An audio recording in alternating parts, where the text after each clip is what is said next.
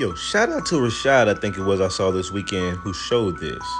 Now, this is the Congress of Louisiana, the state of Louisiana. You can tell everybody's of a black lookership, right? But look at this guy, Mr. O.J. Dunn. Now, look at this, Negro boy Oscar Dunn, a runaway. Notice here, A.G. Wilson. Notice here, Wilson. Now you got to go with me on these dates. This is the history written about him in the Wikipedia with some sources below it. But I want y'all to understand, I'm trying to figure out, look, I'm doing a whole nother video about this where I'm really trying to, I got a bunch of other sources trying to cram it all into one video where the Dunn family, which is for sure a black lookership people, which on the Forbear site, which tells you about the surnames, it tells you the word Dunn was of a brown, dark brown complexion. Middle East Dunn, Old English Dunn, Welsh Dunn, all that Dunn. Henry Le Dunn, Henry the Dunn, Henry the dark brown complexion man, right? That's what that means, okay? That's what Dunn means. And sometimes it meant a fort or a hill. But even in Irish, it meant the dark brown complexion one, okay? Grandson of Down or Dunn, brown. Even in the dictionary, you can find under the word Dunn without two N's of a Celtic origin, right? Dunn, of a dark color, of a color pertaining of a brown and black, of a dull brown color, swarthy. So I wasn't surprised when I saw O.J. Dunn as a very highly melanated man. I say that because the real video I'm trying to do, which may take me some time, is about how these people have the last name Dunn, the brown complected one, and they're not a brown complected one. And you got to think, even if they got that name from us, it takes several generations for you to wipe out that bloodline. These people were born around the same time as this guy right here. Those are very vast differences with the melanation of the skin. So you would think that, okay, well, he got his name Dunn from the slave master, right?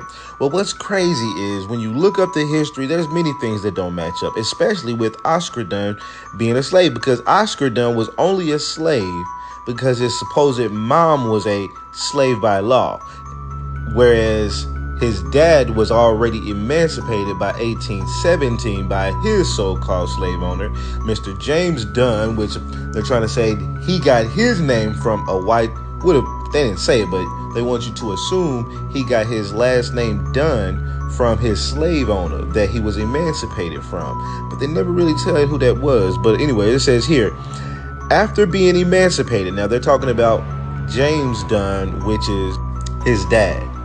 So after his dad was emancipated, James Dunn, even though it just says Dunn, married Maria, which is O.J. Dunn's mom. Then enslaved, saying that she was enslaved, but he was free. So my first question was, a free Negro married a female slave? Like, how does that even work? How do you even meet a slave? I thought they work on the plantation damn near 6 days a week, except for Sunday, and they on there like 12 hours a day. Who lets them go and kick it and find love? Either way, okay. And it says, and they had 2 children, Oscar and James. There's your boy Oscar right here as Lieutenant Governor of Louisiana in like 1868. But even though he was married to Jane, slave marriages were not recognized under the law. It's just some random propaganda. They say, hey, he was married, but it wasn't recognized. It's almost just saying, like, don't go looking for paperwork because there's no paperwork. But it says by 1832, Dunn had earned enough money as a carpenter to purchase the freedom of both his wife and his children. By 1832, his children were free, right? Keep in mind, 1832, he was still young, but he was free.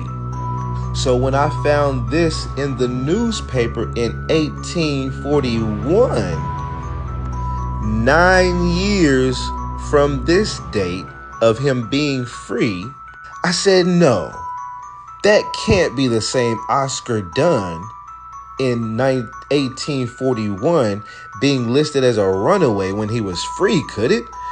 These people can't be the same, could they? I kept reading. Oscar Dunn, talking about him now, not his dad. Oscar Dunn was apprenticed as a young man to a plastering and painting contractor, A.G. Wilson. Runaway. From the subscriber on the 23rd of November, last the Negro boy, Oscar Dunn, an apprentice into the plastering trade. Mr. Wilson, a young man plastering and painting contractor. A.G. Wilson verified Dunn's free status in the Mayor's Register of Free People of Color in 1840 to 1864. On November 23, 1841, the contractor, Mr. Wilson, reported Dunn as a runaway in the newspaper and in the New Orleans Times, whatever. However, Dunn must have returned to work because he progressed in the world. Just goes on, and then from that point, it just skips to something else. So think about this. That's why I had to make this a separate video, because I knew I was going to go in on this. You mean to tell me you could be listed as a fucking runaway? As a free man? I thought every single one of these were slaves. I thought every single runaway article that I saw in newspapers could only mean that the person was enslaved and you were looking for the runaway. But here you have a person whose dad purchased him in 1832, which I don't believe that he was probably free the whole time. It's just the whole story is really propaganda, to be honest. Because when you go look up James Dunn, they don't show any information about him. They don't talk about his parents. They don't even really say who his, I don't even think they say who his slave master was. I have to double check that. This video wasn't about that. But then again, you got all these people, whatever, and then all of a sudden he's working, he gets emancipated, he's all of a sudden making money, and he purchases his family making good money as a slave, as a free man during slavery times. Who you getting money from like that? Who sells the slaves? Oh yeah, you've been with the girl and the daughters. Yeah, just give me such and such and you can have them. Why not keep them all and let them keep working? If they was already your slaves and working for you while he was married to them, what's the difference of him actually purchasing you, other than maybe some kind of legalities? But regardless of that, you got a free man in 1832 being reported as a fucking runaway in 1841, over 10 years later. So now you got to think, unless the goddamn article says that they were a slave, then they were just a runaway. But then you got to think, what the fuck is a runaway? If he was free and he was just an apprentice working, what did he run away from? Who is he running away from? Makes you start to think, maybe it's contract work. Maybe he was contracted as a contractor, which means you may have contracted for a particular time frame and period to work under said person, and you ran away before the contract expired. You get it? But they want you to believe all slavery runaways were running away from some kind of slavery. I should say that again. They want you to believe that all runaways were people that ran away from some type of slavery situation.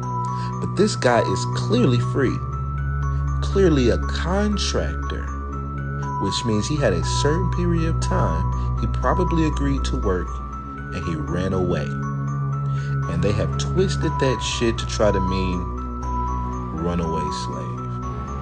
Maybe some were, maybe we know for sure some worked. These people be playing.